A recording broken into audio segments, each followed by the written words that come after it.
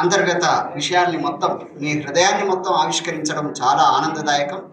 నిజానికి వారు ఏ రకంగా ఎదిగారో మీరు కూడా బీసీ కమిషన్ చైర్మన్గా ఎదగడం అది మామూలు అంశం కాదు. ఎదిగిన తర్వాత కూడా ఇంత ఒదిగి బిఎస్ రాములు గారి పట్ల అటువంటి గురుభావాన్ని ప్రదర్శించడం మీ హృదయ సంస్కారానికి నిదర్శనం. సోదరా, మా వకులాభరణం కృష్ణమోహన్ గారు ఎంతో గొప్ప సంస్కారం ఉంటే తప్ప, బిఎస్ రాములు గారి పట్ల అచంచలమైన అభిమానం, గౌరవం ఉంటే తప్ప ఆ రకంగా హృదయాన్ని ఆవిష్కరించరు. మీకు మా ప్రత్యేకమైన ధన్యవాదాలు. మీ సహృదయతకు అది నిదర్శనం. నిజానికి మన నరసింహరావు గారు ఏ పని చేసినా, ఏ రకంగా ఒక అద్భుతమైన కళావిష్కరణ అనేది ఉంటుందో, ఇంతకుముందు మన కృష్ణమోహన్ గారు అన్నట్లు తెలంగాణ జీవితాన్ని అర్థం చేసుకోవాలి అనంటే మా భూమి, రంగుల కళ, లేకపోతే అనేక రకాలైన దాసి అనే సినిమాలు ఏ రకంగా ఉపకరించినాయో, మన బిఎస్ రాములు గారి రచనలన్నీ కూడా ఒక దృశ్యమానమైనటువంటి సామాజిక జీవితానికి సంబంధించిన అనేక అంశాలను అద్భుతంగా ఆవిష్కరించి తెలంగాణ సమాజానికి ఒక గొప్ప మహోపకారం చేసిన మహారచయిత బిఎస్ రాములు గారు. ఈ కార్యక్రమంలో పాల్గొంటున్న మిత్రులందరికీ అభినందనలు చెప్తున్నా. వెంకటరాజయ్య గారు, ఆచార్య వెంకటరాజయ్య గారు, సంగిశెట్టి శ్రీనివాస్ గారు, సుప్రసిద్ధ చరిత్రకారుడు ద్యావనపల్లి సత్యనారాయణ గారు, మిత్రులు సంగిశెట్టి శ్రీనివాస్ గారు వేదిక మీదకి రావాల్సిందిగా కోరుతున్నా. సంగిశెట్టి శ్రీనివాస్ గారు, అట్లే వెంకటరాజయ్య గారు, ద్యావనపల్లి సత్యనారాయణ కూడా ఒక 2 నిమిషాలు అభినందనలు తెలియజేయాలి. ఇప్పుడు కృష్ణమోహన్ రావు గారిని తెలంగాణ రాష్ట్రం తొలి బీసీ కమిషన్ చైర్మన్ గారు సన్మానిస్తారు.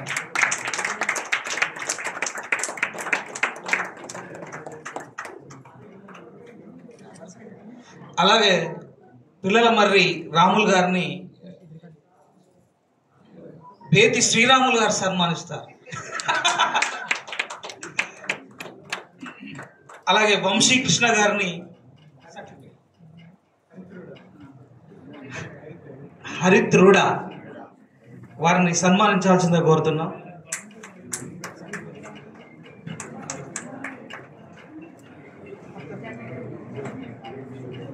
అలాగే బండారు సుజాత శేఖర్ గారిని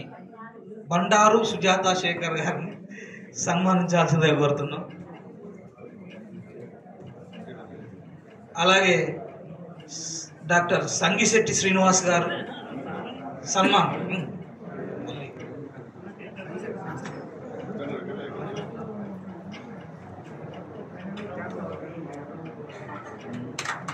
అలాగే ప్రొఫెసర్ రాజయ్య, ప్రొఫెసర్ వెంకటరాజం గారు ఓయూ,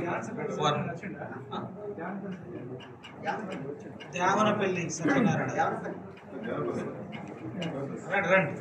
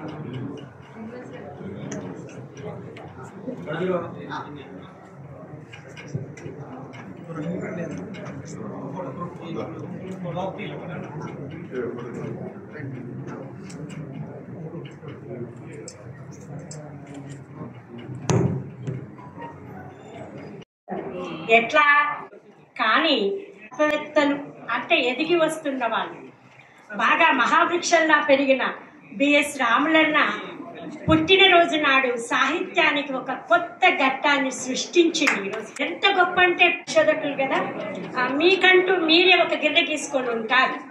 కమన్ స్టార్ట్, మీ పెన్ను మొదలెట్టండి. 25 ఏళ్ల సాహిత్య చరిత్రను ఒక్కసారి చూడమని అందరినీ మేల్కొల్పారు. ఒకవైపు ఆధ్యాత్మికత ఉందా, సామాజికత ఉందా, అభ్యుదయం ఉందా, ఈ కథా వస్తువులలో ఏమున్నాయి, అసలు కథానికలో ఏమున్నాయి, ఇలా ప్రతి ప్రక్రియ మనం ఈ 8 పేజీలో నడిచే బాటల్లో నాగమల్లెలో అగ్గి పూలు పూచినాయి తీగ మల్లెలో, అగ్గి పూలు పూచినాయి తీగ మల్లెలో, అగ్గి పూల రూపెవరు నాగమల్లెలో, మాయన్న రామన్న తీగ మల్లెలో, నే నడిచే బాటల్లో నాగమల్లెలో, తంగేడు పూలు పూచె తీగ మల్లెలో, తంగేడు పూలు పూచె తీగ మల్లెలో.